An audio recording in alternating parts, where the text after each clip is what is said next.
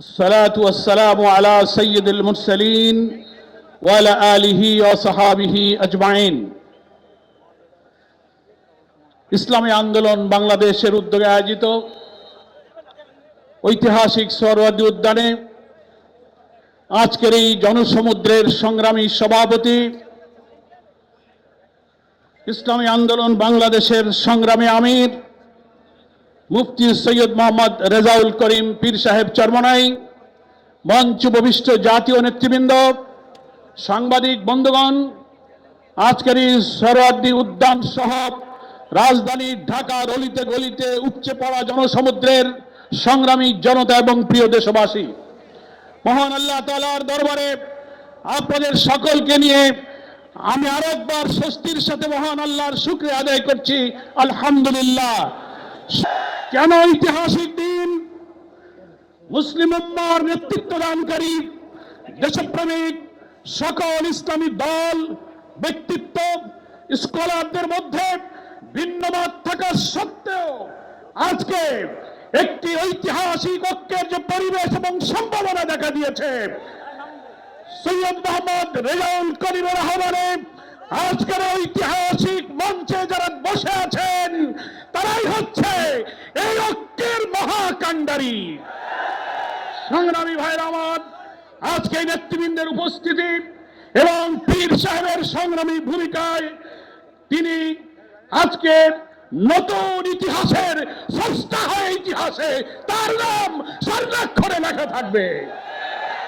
সংগ্রামী দেশবাসী ভাইরা, আমি অন্তর্বর্তীকালীন সরকারের প্রধান প্রফেসর ডক্টর মোহাম্মদ ইউনূস আপনাকে বলতে চাই, আপনিও ন্যাশনাল কনসেনসাস কমিশন যেটা হয়েছে তারও আপনি চেয়ারম্যান, তার কো চেয়ারম্যান করা হয়েছে প্রফেসর ডক্টর আলী রিয়াজকে।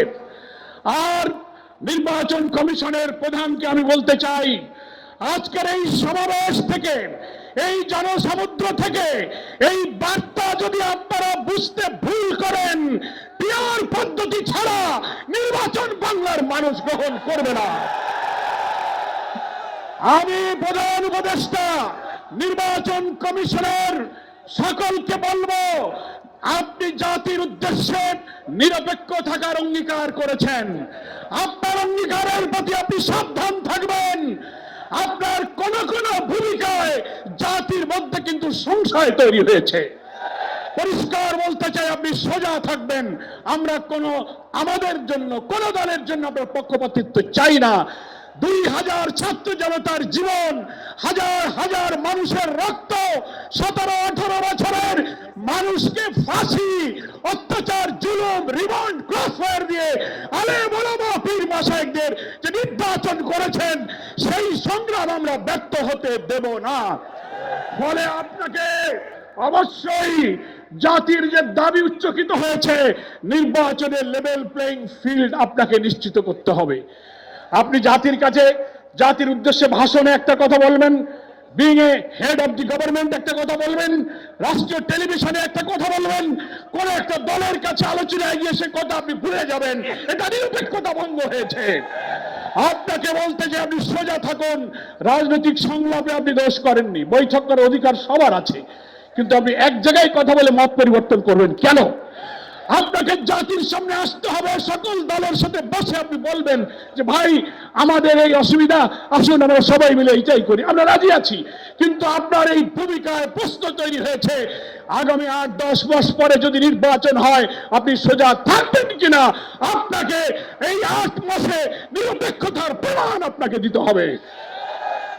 আপনাকে নির্বাচনের আগে যে শর্ত, মানবতা বিরোধী গণহত্যাকারীদের বিচার অবশ্যই দ্রুত দৃশ্যমান করতে হবে। দিল্লিতে বসে দিল্লির তাবেদার শেখ হাসিনা এই বাংলাদেশকে আবার উস্কানি দিয়ে ভারতের সেবাদাসে পরিণত করার ষড়যন্ত্র করছে। অবিলম্বে নির্বাচনের আগে এই বিচার আমরা দৃশ্যমান দেখতে চাই। সংস্কারের ব্যাপারে অনেকে ঢিলা দিচ্ছেন, বলে ইলেকশন আর সংস্কার একসাথে হবে, ক্ষমতায় গিয়ে করব। কিভাবে বুঝলেন কে ক্ষমতায় যাবে? জনগণের ভোট আপনি পান, তারপরে আপনি ক্ষমতায় যাবেন। এই ফ্যাসিবাদী আমলের রাজনৈতিক সাংবিধানিক সরকারের যে কাঠামো তৈরি হয়েছে বাংলাদেশে, এই কাঠামো তছনছ করে দিয়ে নতুন বাংলাদেশের নতুন বন্দোবস্ত কাঠামোর জন্য অবশ্যই মৌলিক সংস্কার প্রয়োজন।